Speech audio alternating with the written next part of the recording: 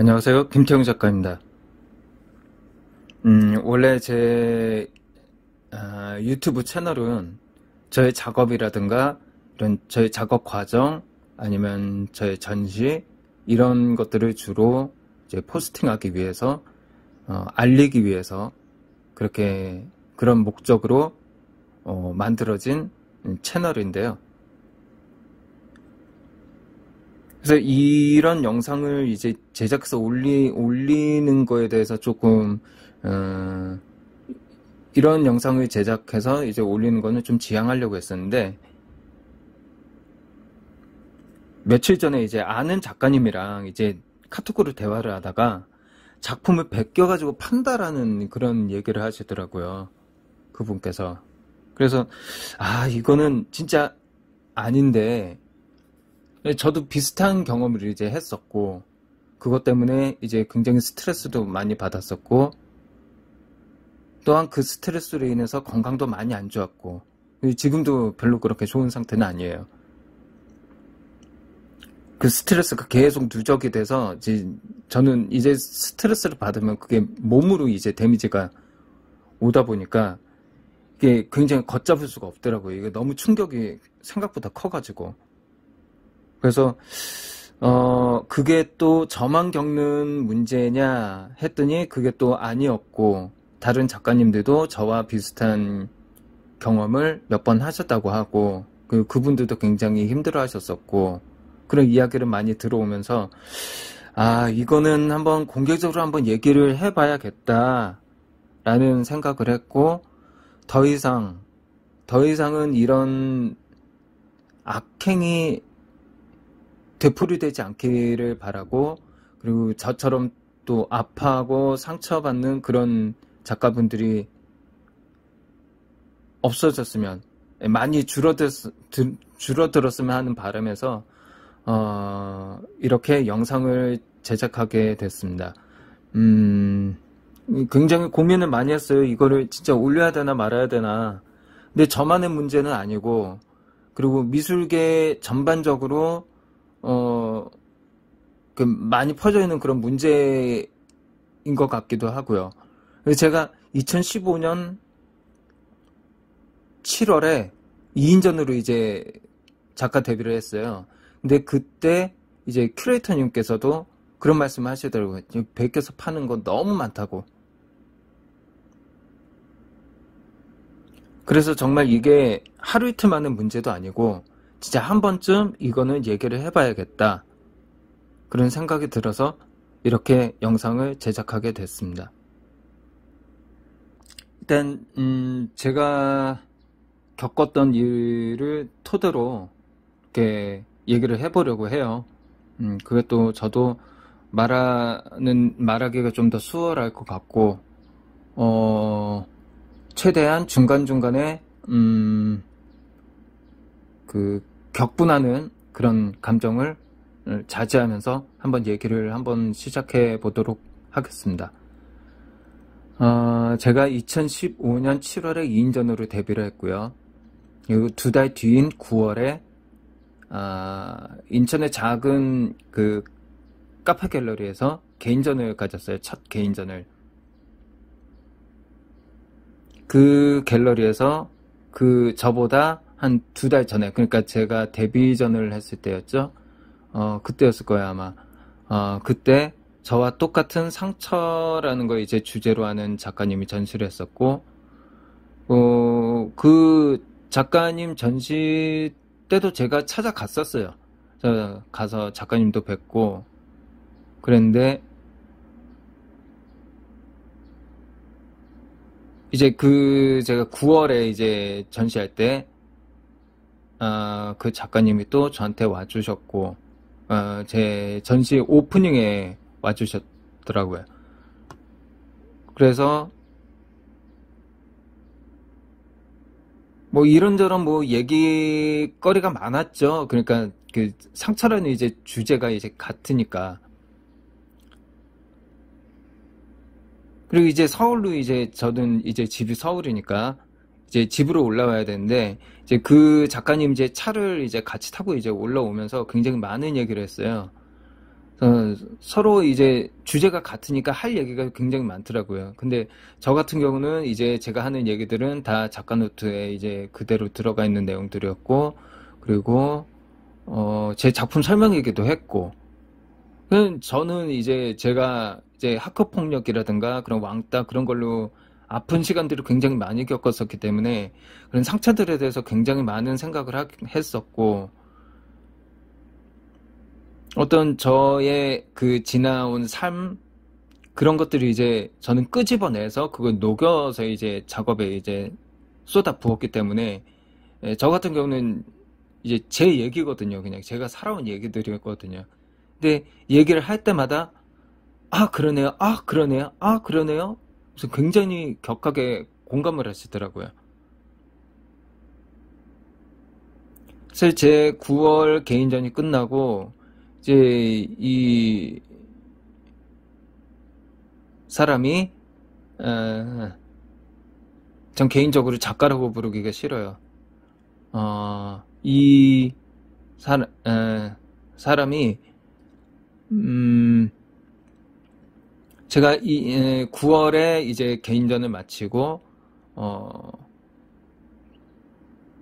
3달 뒤인 12월에 또 개인전이 있다고 그러면서 DP를 도와달라고 하더라고요.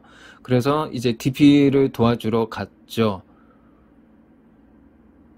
가서 이렇게 좀 늦은 시간까지 이제 DP를 했는데 DP가 끝났음에도 이제 다 마무리가 안 됐었어요. 근데 또 그 작가는 다음날 또 일이 있다고 이제 마무리를 못 짓는 상태였고, 그래서 제가 이제 뒷마무리를 마무리 지어주겠다 하고서는 이제 그 다음날까지 이제 제가 신경을 써서 이제 전시 DP를 완료를 했었어요. 그래서 전시 DP 다 되고 나서 되게 잘 됐더라고요. 그래서 뿌듯한 마음에 이제 전시 전경 사진 다 찍어놓고, 그러고 나서 이제 집에 와서 이제 사진 정리를 하는데, 전시 인트로, 전시 소개글을 보고 굉장히 깜짝 놀랐어요. 자, 한번 볼게요. 위에 상단에 있는 이미지는 제 작가 노트 부분 중에 이제 작가 노트 원본이고요. 원본의 이제 부분이고요. 그리고 아래쪽은 이제 노채영 씨가 적어놓은 제 설명입니다. 한번 비교해 볼게요. 예. 제 작가 노트에는 저는 이렇게 적어놨죠. 마음의 상처는 사람마다 유형이나 깊이가 다르겠지만, 이렇게 적어놨어요. 이 부분을 제가 설명을 한 거였는데, 노채영 씨 제 설명 그 자체에 붙여놓은 걸 한번 볼게요. 사람들은 모두 아픔을 가지고 있으며 그것의 깊이가 얕고 깊음의 차이가 있을 뿐이다. 예.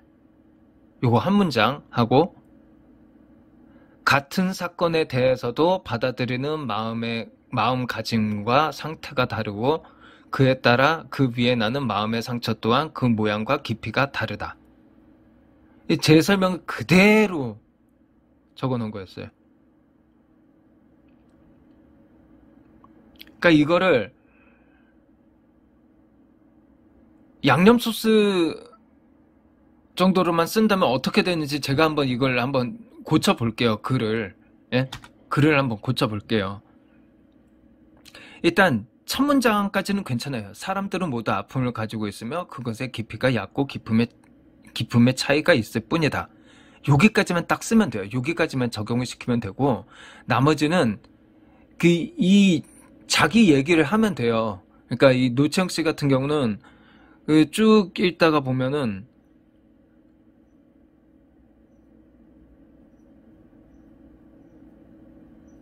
흔적에 관한 얘기 그리고 나오고, 이별에 관한 얘기 나오고,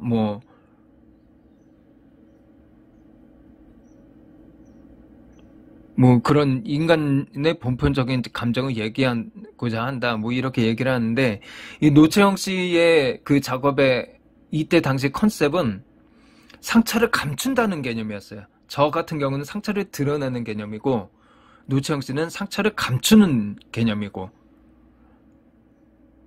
그래서 상처를 받으면 이제 문을 닫고 이제 그 안에 이제 숨는 그런 이제 심리라고 해야 되나?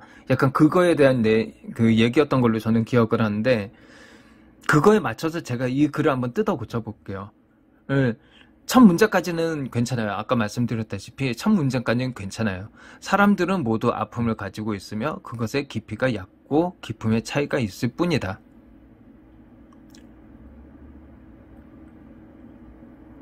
미모사가 잎사귀를 움츠리듯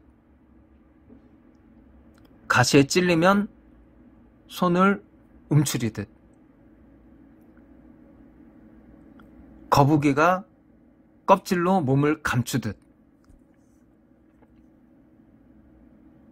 상처란 그런 것이다. 일단 한 번 상처를 입게 되면 우리는 움츠리게 된다. 그 상처라는 건 바로 내뱉을 수 있는 사람들이 있고 그걸 내뱉지 못하는 사람 또한 존재한다.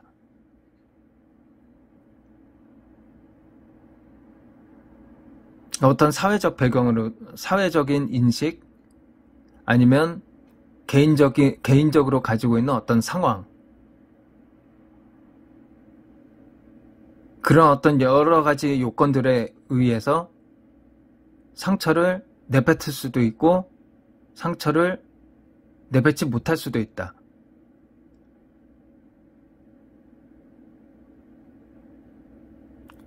그러고 나서 자기 얘기 이끌어가면 될 것 같아요.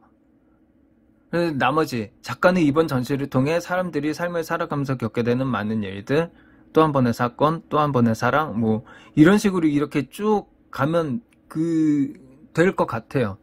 그러니까 약간 좀 다듬기는 해야 되겠지만 약간 이런 식으로 이제 가면은 제가 뭐 얘기를 할 게 없죠. 약간만 이제 비슷할 뿐인데. 근데 지금 이거는 완전히 제 설명을 붙여놓은 건데 화가 나죠, 당연히. 물론 작가가 그림으로 얘기해야 되는 건 맞는데 진짜 작가도 글을 써봐야 된다라는 생각을 저는 해요. 왜냐면 우리가 진짜 풍족해서 어떤 글이 필요할 때 평론가분한테 글을 언제든 의뢰해서 글을 받아서 쓸 수 있는 그런 이제 능력이 되면 또 모르겠지만 그 능력이 없고 그렇다면 작가가 직접 써야 돼요. 어쩔 수 없이. 써야 되기도 하고 내 얘기니까 내 얘기를 하는 거니까 내가 더 잘 알잖아요. 내가 더 잘 표현할 수 있다고요. 그래서 저는 그 작가 그림을 그리는 사람이라도 글을 써보라고 저는 얘기를 하고 싶어요. 정신적으로 같이 연결이 되니까.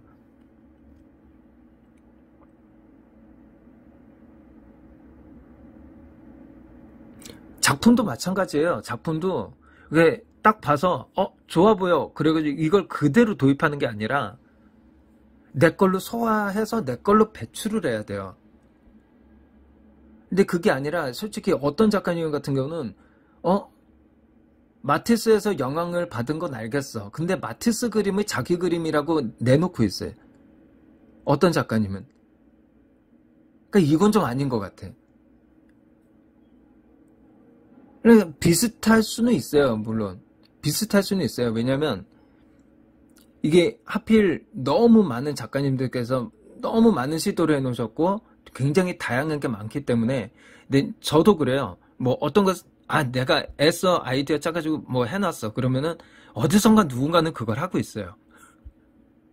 그래서 좀 굉장히 그래서 저도 좀 어떤 다른 컨셉 뭐 다른 이제 시도를 하는 데 있어서 조금 겪게 되는 이제 고충 중에 하나인데 어찌됐든 내 걸로 배출하는 그 습관을 들여야 돼요, 여러분.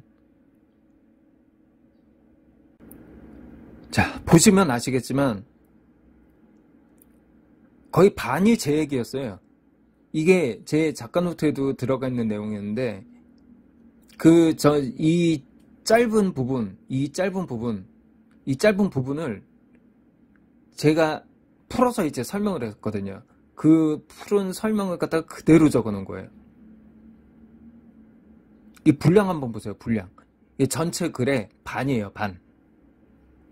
이렇게까지 적을 필요가 없거든요. 딱 보는데 진짜 숨이 턱 하고 막히는 거예요. 이거 뭐지? 왜 내 얘기를 갖다가 써놨지? 물론 같은 상처라는 주제라는 건 그건 맞지만, 그게 또 그 자체적으로 봤을 때는 그렇게까지 장황하게 들어갈 만한 내용은 아니거든요. 굉장히 어이가 없었어요. 이거 처음 봤을 때. 근데 또 이거를 이제 바로 그때는 제가 어떤 개인적인 사정이 굉장히 있어가지고 뭐 어떤 관계가 엮였다고 해야 될까요? 약간 그런 것들이 많았어서 이 노치영 씨한테 대놓고 이제 뭐라고 할 수 없는 그런 상황이었었어요.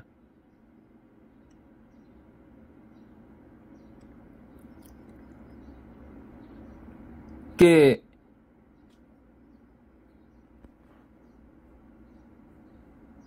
이거 어떻게 설명해야 되나?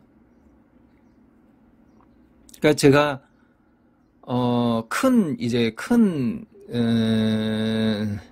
큰 테두리라고 해야 될까요? 좀 큰 것들만 이제 말씀을 드리자면, 제가 저는 파인아트 쪽이랑은 전혀 거리가 먼 사람이었고, 거리가 먼 전공을 이제 했던 사람이었고, 그리고 파인아트 쪽에 대한 이제 막연한 이제 동경 같은 건 있었죠. 하고 싶다, 되고 싶다, 그런 이제 동경이 있다가 이제 디자인 이제 회사를 다니다가 이제 다시 파인아트로 이제 전향을 하게 되면서 저를 처음 이제 그림 가르쳐 준 선생님을 이제 다시 찾아뵙게 됐고, 그리고 그분을 통해서 이제 파인아트로 이제 전향을 하다 보니까 그 선생님께서 또 선어예고 출신이셨고, 이 노치영 씨도 선어예고 출신이고, 근데 또 제가 이제 완전히 처음 이제 처음 하는 분야잖아요. 그러다 보니까 거의 우물 안의 개구리였어요. 그러니까 제가 보이는 것 자체가 전부였죠. 그러니까 그 당시에 이제 선어예고 출신 선생님들을 이제 주로 뵙게 됐고, 자연스럽게. 그러다 보니까 이제 선화예고 출신 선생님들의 전시도 자주 이제 찾아가고, 그러면서 이제 몇몇 분 이렇게 페이스북에서 친구도 맺고, 그러고서 이제 관계를 갖다가 이어가던 중이었는데, 근데 너무 좋은 선생님들이 많았었어요. 그러다 보니까 이게 노채영 씨한테 뭐라고 막 하는 게 이제 그 선생님들까지 이제 뭐라고 하는 것 같아서 저는 그게 너무 싫었죠. 왜냐면 그 선생님 너무 좋으신 분들이니까 제가 뭐라고 얘기할 수가 없는데, 이제 노채영 씨한테 뭐라고 하려다 보니까 이제 그 선생님들까지 이제 뭐라고 하는 그런 격이 돼버리니까, 그러니까는 저 같은 경우는 이제 말을 못하고 이제 계속 참았었던 거죠. 거의 5, 6년을 계속 참을 수밖에 없었어요. 제 입장에서는. 그거 외에 또 다른 개인적인 또 일들이 있었어가지고, 그런 거에 있어서는 좀 나중에 좀 허심탄회하게 한번 얘기할 수 있는 시간이 좀 있었으면 좋겠습니다. 아무튼 그랬었어요. 그렇게 계속 참고 계속 누르고 있다가 이제 그게 이제 계속 누르다 보니까 이게 계속 어느 순간 폭발해 버린 거죠. 폭발해서 이제 SNS에 이제 공개를 하기 시작했는데, 이게 여러분도 이게 화면을 보시면 이게 남의 얘기를 적을 때는요, 이 양념 소스 격으로 그냥 써야 돼요. 이렇게 남의 얘기를 갖다가 이렇게 붙여 넣는다는 건 이렇게 양도, 예? 되게 많은 양의 다른 사람 얘기를 갖다가 붙여 놓는다는 건 내게 없다는 거예요. 내게 없다는 거. 그리고 내 작업에 진정성도 없다는 얘기고, 내 개인전에 소개하는 전시 소개글에 다른 사람의 얘기를 이렇게 다량의 많은 분량을 이제 집어넣고 그랬다는 거는 이 전시 자체를 굉장히 우습게 생각했다라고 볼 수도 있는 거고, 별로 그렇게 중요하게 생각하지 않았을 수도 있고, 그렇게밖에 볼 수 없는 거죠. 솔직히 작가가 그림으로 얘기를 해야 되는 건 맞아요. 근데 글까지 같이 쓰는 경우는 달라요. 글까지 같이 쓰는 경우는 그림하고 이게 맞아 떨어져야 돼요. 그리고 전시 소개글이 이렇게 장황할 필요는 없어요. 전시장 가보면은 다 빽빽하게 적혀 있고 그런데 꼭 그렇게 쓸 필요까지는 없어요. 내 작업에 대한 얘기, 그리고 이번 전시의 컨셉, 그리고 이번 전시의 내용, 전달하고자 하는 메시지, 이 전시를 통해서 어떤 대중적으로 이런 결과에 어떤 메시지를 전달하고자 한다. 이러한 정도? 이 정도만 어필이 되면 돼요. 이렇게 장황하게 막 뭐라고 쓰려고 할 필요가 없어요. 그러니까 이게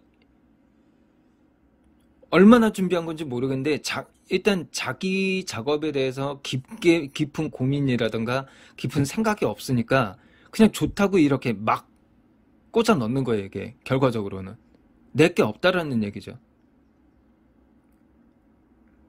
그렇게 작업을 해봤자 무슨 의미가 있겠어요. 내게 없는데.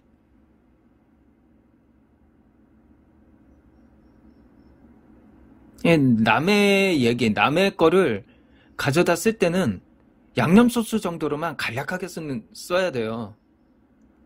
그걸, 난 여기에 굉장히 공감해.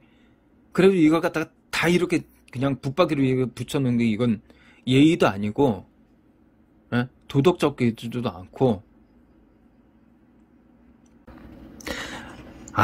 이 정도 가지고 그래. 그렇게 생각하시는 분들도 있을 것 같은데, 근데 그게 아니에요. 나랑 같은 주제로 하는 작가인데, 내 얘기를 써놨어. 그것도 전체 글의 반이 내 얘기야. 어이없지 않아요? 여러분? 이러면 안 돼요, 이러면. 어떤 거 좋은 걸 들었으면 그걸 내가 소화시켜서 내가 내 거로 배출을 해야지. 이렇게 그냥 붙여놓는 건 이건 정말 해서는 안 돼요, 여러분. 이런 거는 해서는 안 되는 짓이고,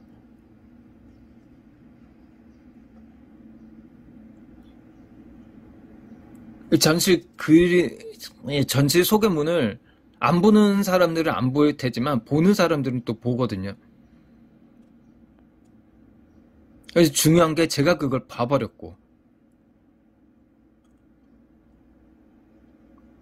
그러니까 이게 소화해서 이제 내 거로 배출하는 능력이 그게 없으니까, 거기다가 내 작업에 대해서 깊은 고민, 깊은 생각이 없으니까 이렇게 갖다 붙여 놓는 거라고요.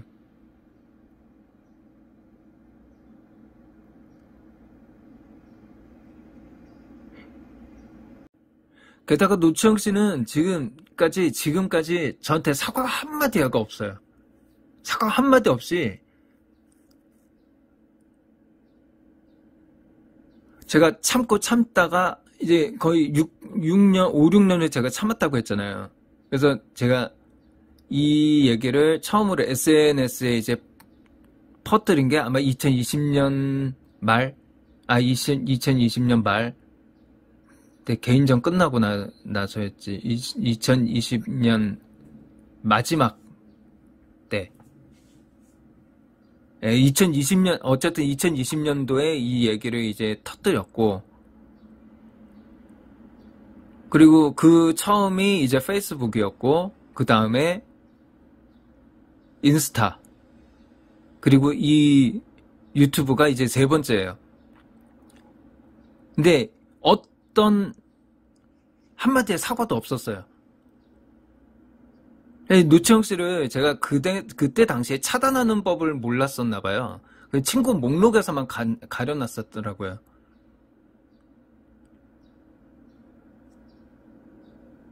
그런데 이제 얼마 전에 이제 카톡 친구 목록을 이제 확인을 하면서 제가 차단 안 해놨었던 거예요. 그래서 뒤늦게 차단을 해놨었는데 만약에 사과를 하려고 하면 얼마든지 할 수 있는 조건이었어요. 근데 사과를 하지 않았다? 이거는 어떤 얘기냐면 당신이 나로 인해서 어떤 상처를 받던 어떤 괴로움을 가지게 되던 뭐 어떤 병을 얻게 되던 뭐 죽던 나는 상관없다. 나는 내 길 가겠다. 그 얘기예요.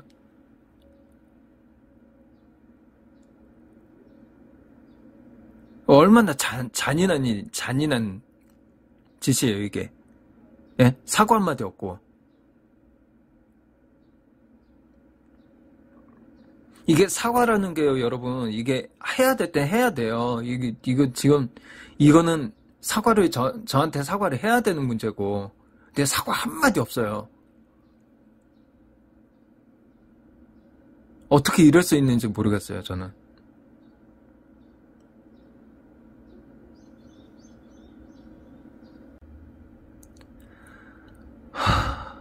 정말 잔인한 사람이에요. 정말 잔인한 사람.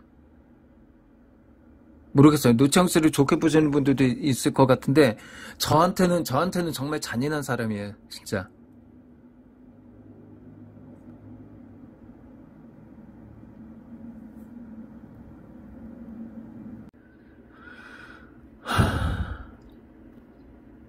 이제 좀 마무리를 할게요. 제가 이 영상을 통해서 제가 얘기하고 싶은 거는 이 영상을 보시는 분들한테 또 그렇고 제가 얘기를 하고 싶은 거는 첫째, 내 것 없이 내 것을 하려고 하지 말아라. 내 것 없이 내 걸 하게 되면요, 이런 오류를 범해요. 그러니까 좋은 게 있으면 무조건 갖다 붙이는 거죠. 내 게 없으니까. 내 게 없다는 건 진정성도 없다는 거고.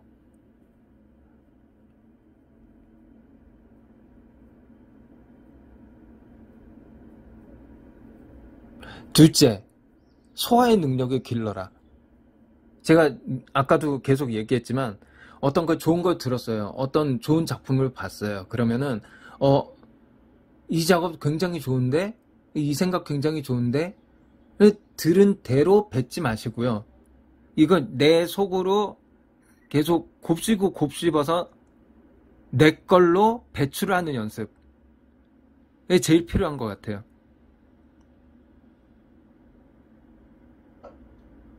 그게 어떤 작업에 대한 성찰이기도 하고, 그 작업에 대해서 진지하게, 어떤 진정성이기도 하고, 그런 것들이 다 이제 통합해서 연관이 되어 있는 거기 때문에, 이 소화의 능력, 내 걸로 소화시켜서 내 걸로 배출하는 능력, 이런 것들은 좀 길러져야 될 것 같아요.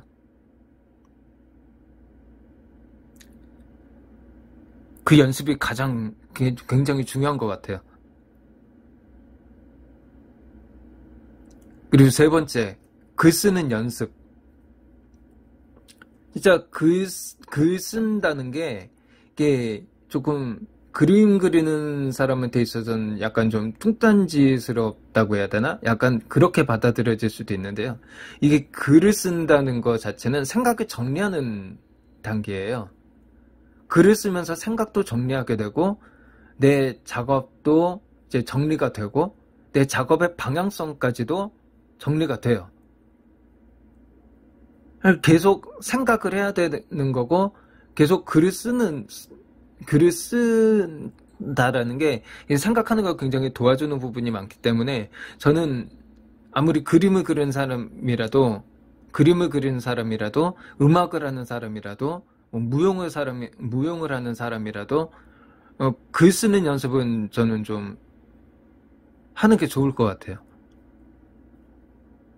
아까도 제가 얘기했다시피 어떤 평론가분한테 비싸게 돈을 지불을 하고 이제 평론 글을 이제 받을 수 있는 상황이 아니다. 그러면은 내가 내 작업을 어필해야 되잖아요.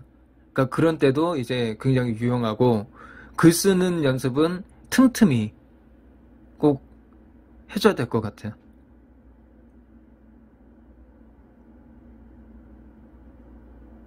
그리고 마지막으로 네 번째, 동료 작가 짓밟고 성공하려고 하지 마세요.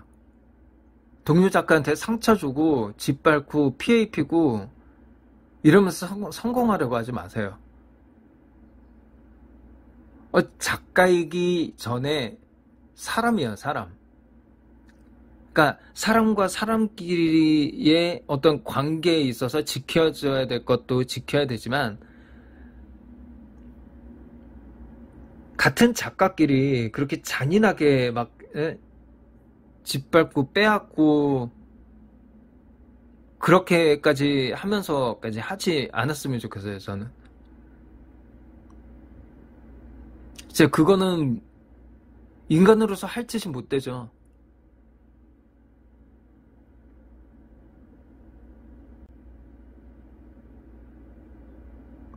그러니까 이 네 가지는 좀 이 영상을 보시는 분들은 좀 지켜주셨으면 좋겠어요.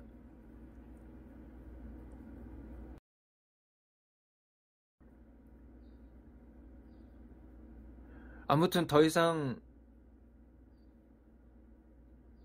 이런 악행 같은 거 이런 거 없었으면 좋겠고요. 더 이상은